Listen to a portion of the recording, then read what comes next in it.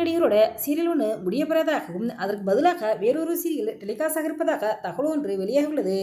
அது எந்த சீரியல் முடியுது, அதுக்கு பதிலாக எந்த சீரியல் வரப்போகுது அப்படிங்கிற முழு தகவலையும் இப்போ நேரில் பார்க்கலாம். ஈரமான ரோஜாவை சீரியலில் நடித்தது மூலமாக சின்னத்திரை ரசிகரிடையே மிகவும் பிரபலமானவர் தான் திரவியம் அவர்கள். சீசன் 1 வெற்றியை தொடர்ந்து சீசன் 2லேயும் நடித்தார். இவருக்குண்டு தனிப்பட்ட ரசல் பட்டலாம் இருக்காங்க. இந்த சீரியல் முடிஞ்சதுக்கப்புறம் அதுக்கு பிறகு திரவியம் அவர்கள் நடிக்கிற சீரியல் ஏதாவது வருதான் என ரசிகர்கள் பலருக்கும் அவளுடன் எதிர்பார்க்கப்பட்ட நிலையில் ஏப்ரல் 22 முதல் பிரபல தொலைக்காட்சியில் டெலிகாஸ்ட் ஆகும் சீரியல் தான் வீட்டுக்கு வீடு வாசப்படி. வீட்டுக்கு வீடு வாசப்படி சீரியலில் திரவியம் அவர்கள் லீடு ஹீரோவை நடிச்சிட்டு வர்றாரு.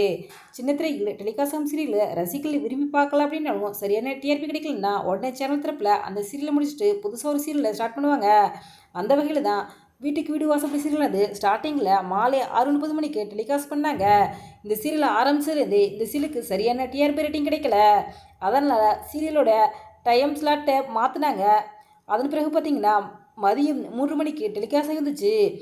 அப்போவும் பார்த்திங்கன்னா வீட்டுக்கு வீடு வாசப்படி சீரியல் பார்த்திங்கன்னா டிஆர்பி ரேட்டிங் 1.3 லோ பாயிண்ட் தான் கிடச்சிச்சு.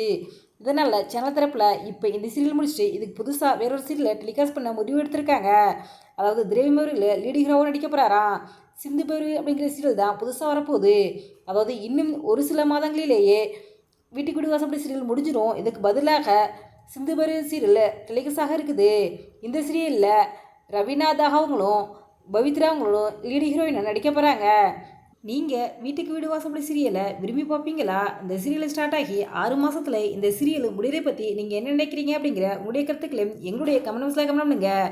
இந்த வீடியோ பிடிச்சிருந்தா லைக் பண்ணுங்கள், ஷேர் பண்ணுங்கள், கமெண்ட் பண்ணுங்கள். மறக்காம ரெடபிள் 2 பாயிண்ட்ஸில் சப்ஸ்கிரைப் பண்ணுங்கள்.